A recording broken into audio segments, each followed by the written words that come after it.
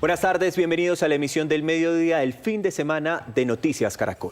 Pablo, el presidente electo Abelardo de las Priella llegó a Casanare en medio de una dura emergencia por las lluvias que tienen a decenas de familias damnificadas. El presidente electo realiza su segundo empalme territorial con el gobernador y los alcaldes de este departamento. 12 del día, 36 minutos. Allí se encuentra nuestra periodista Camila Olaya. Camila, ¿cuáles fueron los primeros mensajes que dejó este encuentro? Pablo, los primeros mensajes apuntan a una hoja de ruta para Casanare, pero también deja anuncios políticos. Durante este empalme territorial, el presidente electo Abelardo de las Priella anunció quién será su nuevo ministro de Agricultura. Se trata de Indalecio Dangond Vaquero.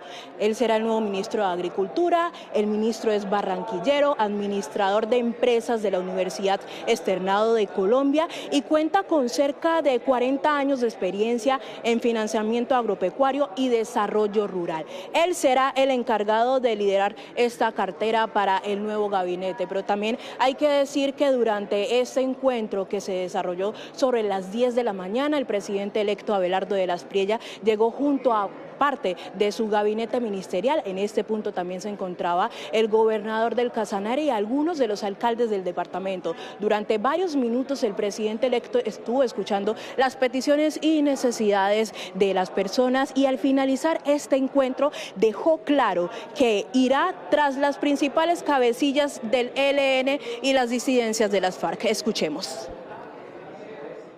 Aprovecho también los micrófonos de ustedes, queridos periodistas, para mandarles un mensaje muy sencillo a los narcoterroristas cabecillas del ELN, alias Saúl o Manuel, a otro bandido, alias Malverde o Jesús, a los narcoterroristas de las disidencias de la FARC, alias Antonio Medina, alias el ruso o alemán, y a otro bandido delincuente del Clan del Golfo, alias Mauricio o Chepe. Se acabó el tiempo en que podían hacer lo que les da la gana. Como le he dicho a otros delincuentes de igual calaña, se los digo a ustedes, señores, tienen un mes para entregarse. Si no, los voy a cazar como las alimañas que son. Y voy a hacer caer sobre ustedes todo el peso de la ley. Que nadie se equivoque. Y mire, durante este encuentro el gobernador de Casanare, César Ortiz, llegó con un pliego de peticiones y además de proyectos que esperan que por supuesto en este nuevo gobierno se puedan ejecutar. Muchos de estos proyectos tienen que ver con temas de infraestructura. Esto fue lo que nos mencionó el gobernador. Un ejercicio muy práctico donde las regiones, el departamento y los municipios logramos presentar los proyectos estratégicos, los proyectos fase 3 para poder mostrar victorias tempranas. Yo creo que este es un ejercicio muy técnico, especialmente importante la descentralización en la toma de decisiones, así que creo que hay tranquilidad por parte de los alcaldes y como gobernador para poder avanzar en los proyectos estratégicos para nuestros departamentos. Pero mire, este encuentro no solo generó expectativa entre las autoridades locales y departamentales, sino también entre la gente. Muchos de los habitantes de Yopal y además de muchos municipios del departamento, pues esperan que luego de este encuentro muchas de sus necesidades puedan ser resueltas. Necesidades en materia de seguridad, empleo y salud. Eso es el balance y las expectativas que tienen los habitantes. Desde lo alto de la cordillera oriental opera esta refinería de petróleo y a lo lejos, donde el llano se funde con la inmensidad, hay toda una red de pozos petroleros activos que generan recursos y regalías. Un sector con una economía sólida en el departamento, que es el motor de la industria en el país. Yopal ha recibido en los últimos 12 años 270.000 millones de pesos en regalías, que se han invertido sobre todo en vivienda, educación y transporte, lo que es infraestructura vial. Como en casi todo el país, la salud es un asunto por resolver. Hay preocupación por el deterioro de la red hospitalaria y la falta de compromisos de las EPS en ofrecerle a los usuarios un servicio digno y eficaz. La salud en el departamento está crítica, nuestra EPS Capresoca está desfinanciada e intervenida por el gobierno nacional, presentando así una crisis en el sistema del servicio de salud. No se le paga a la red primaria, no se le paga al Hospital del Oro. Necesitamos que mejoren la salud, porque ahorita la gente tiene que encadenarse para que le den una cita. Todos estos escenarios han generado un aumento significativo en enfermedades mentales que ameritan atención especial. Según información proporcionada por el gerente de salud de Yopal, en el departamento no existe un lugar especializado para atender este tipo de patologías. Las oportunidades de empleo también son un anhelo de los ciudadanos. Necesitamos empleo, que haya más trabajo. Mi hijo es profesional y ya lleva 5 años que salió de ingeniero ambiental y nada que proveen trabajo por ningún lado. Sin embargo, Casanare es tierra de oportunidades, un departamento que abrió puertas al progreso, rico en recursos naturales y una tierra de paz que espera una participación importante en temas de desarrollo nacional. De los temas que llegaron a este empalme también está la infraestructura, aunque muchas de estas obras han logrado ejecutarse, muchas más también continúan inconclusas y son ahora parte de las peticiones al presidente electo. Con obras inconclusas y acueductos abandonados, permanecen las más de 20 veredas de Casanare que ni con fallos judiciales han podido desenterrar el dinero invertido en estos proyectos. Hemos venido hace ya, en lugar de más o menos unos 12 años, luchando por un tema de unos acueductos, porque realmente las administraciones anteriores, pues como le mostraba a ustedes el documento, el mapa, donde hay más de 60.000 millones enterrados en pozos profundos, acueductos por gravedad, y que hoy en día no funcionan. Además, los puentes que representan un nodo de conexión fundamental con el desarrollo para la región están en pausa. Hay un gran déficit en infraestructura vial. Los puentes del norte del departamento de Casanare, el puente conocido como La Cabulla, el puente del río Pauto y el puente del río Ariporo, todos en riesgo de colapsar y trabajando a un solo carril. Uno de los elefantes blancos más sonados del Casanare es el puente que comunica al municipio de Tauramena. Los hospitales de la región también han resultado afectados. Por otra parte, tenemos crisis en la infraestructura hospitalaria, tenemos un gran elefante blanco haciendo referencia al Hospital de Trinidad, el cual se demolió y hoy no hay proyecto. El tiempo de ejecución de dicho proyecto se está finiquitando ahora en este mes de julio y aparentemente tendrá que finalizarse ese proyecto y Trinidad se quedará sin hospital. Algunos proyectos han sido retomados por los gobiernos de turno bajo la supervisión de los organismos de control. En nuestro gobierno tenemos una política de ayudar a recuperar obras y en este caso Torres del Silencio deja de ser una obra vergüenza nacional y pasa a ser una obra de la esperanza. Asimismo, el megacolegio de Paz de Ariporo, que venía con problemas de ejecución, el colegio de La Turúa en Agua Azul, una obra inconclusa, y qué decir del puente sobre el río Cusiana que conecta Tauramena con Agua Azul y con el centro del país, que en este momento se está haciendo una inversión importante para poderla recuperar y poderla entregar a la comunidad. Estas obras inconclusas, según expertos, han frenado la competitividad del departamento y la calidad de vida de miles de familias se han visto afectadas. Y en otros temas hay que decir que los países pertenecientes a la iniciativa Escudo de las Américas, liderado por Estados Unidos, solicitaron a las autoridades colombianas respetar los resultados de las elecciones que dieron como candidato y como ganador al presidente electo Abelardo de las Priella. Aquí un análisis del impacto de este espaldarazo.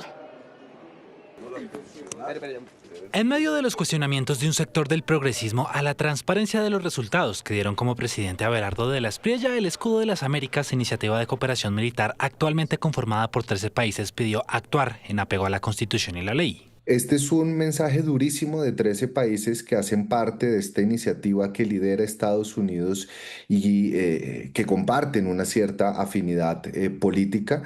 Lo que demuestra no solo es, como dice la carta, la preocupación frente a los pronunciamientos del presidente Gustavo Petro, que ha desconocido la legitimidad de la elección y que la ha demandado ante las autoridades judiciales, y también del líder de la oposición, Iván Cepeda, que se ha declarado en desobediencia civil. Este respaldo, anticipan los expertos, no es una carta en blanco, teniendo en cuenta la intención del gobierno electo de sumarse a esta iniciativa. Que seguramente esto va a significar un mayor nivel de sometimiento a las políticas de Estados Unidos, pero también al mismo tiempo mayores posibilidades de cooperación y articulación entre los países que de él hacen parte. Siempre es bueno trabajar con aliados. Colombia tiene 200 años de relaciones con los Estados Unidos ininterrumpidas.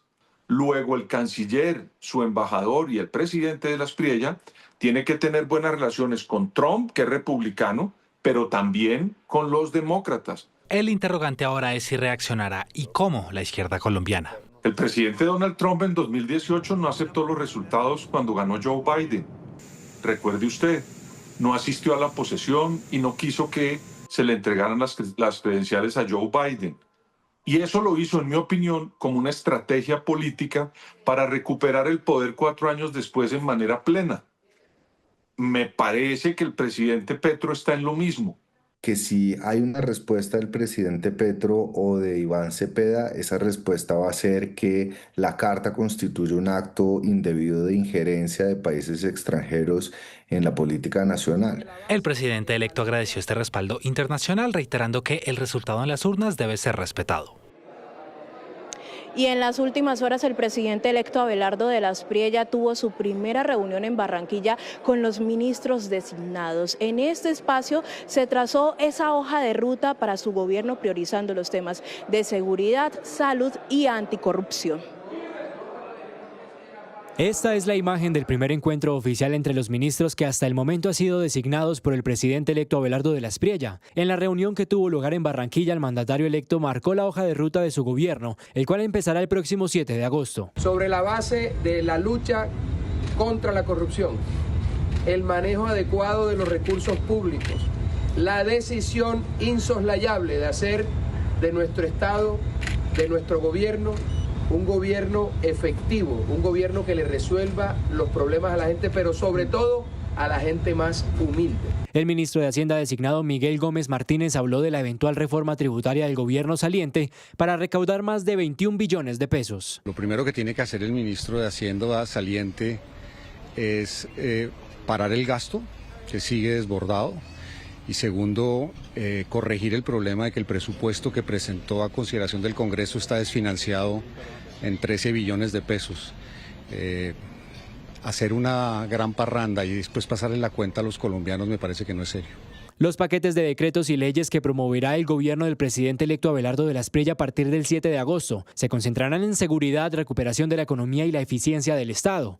De la Espriella hasta el momento ha designado 12 ministros en diferentes carteras. Y volviendo al Casanare, el desbordamiento de 4 ríos provocó la declaratoria de la calamidad pública en el departamento. Actualmente las autoridades trabajan en el acompañamiento de decenas de pobladores afectados.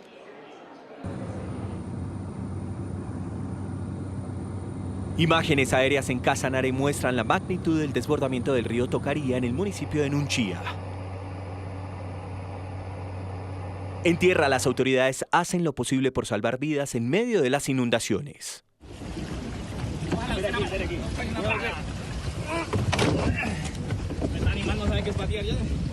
En San Luis de Palenque, el río Pautó se desbordó y tiene bajo el agua el 90% del casco urbano. Desafortunadamente nos tocó sufrir las consecuencias del cambio climático. Nunca lo habíamos tenido que vivir, pero esta vez, como le dije, nos tocó a nosotros y aunque intentamos hacer barricadas en las casas al comienzo, pues fue imposible atajar la inclemencia del agua. El panorama es bastante preocupante. La mayoría de los barrios de San Luis de Palenque quedaron bajo agua. Algunas habitaciones, casas quedaron casi más de 1,5 metros de agua. Los habitantes perdieron todo. Anoche los organismos de socorro lograron trasladar a familias a las que el agua afectó notablemente sus viviendas. No, tranquila, vamos a recoger más gente. ¿Dónde hay gente? En el departamento fue declarada calamidad pública y hay más de 6.000 damnificados. Se va a asignar un recurso especial el cual podemos nosotros desde el Fondo Departamental de Gestión del Riesgo actuar rápidamente, realizar una contratación de maquinaria, de pronto de algunas ayudas humanitarias que necesitamos para atender la emergencia y además nos va a permitir hacer esa solicitud también al Gobierno Nacional que esperamos que ojalá sea recibida y sea tramitada rápidamente en el tema, digamos, de ayudas humanitarias. Vamos a también poder articular con el Ejército para el tema de maquinaria amarilla. En helicóptero lograron rescatar una familia de Hato Corozal y fueron trasladados a Yopal, Casanare. En el casco urbano hay albergues temporales habilitados. La gobernación del departamento ya está coordinando ayudas humanitarias. Hay pérdidas de vías, puentes, escuelas y redes eléctricas. Lo más triste es que quedamos en paro sin comida. Los mercados, se nos fue el gas, la luz. totalmente, y las cosas para dormir anoche tocó como los murcias, colgado porque no había cómo ir a dormir uno por ahí. Nosotros nos está en este momento afectando lo que es el plátano, la ganadería, más o menos unas 40 reses, animales como gallinas, cerdos, toda esa parte también es mucho lo que se ha perdido. Es una emergencia que hace 15 años no se registraba con esta magnitud en la región. También hay que decir que al término de este encuentro el presidente electo anunció una serie de ayudas para los 19 municipios afectados por la ola invernal en el departamento y de esta forma también concluyó su segundo empalme territorial durante lo que va en todo este país.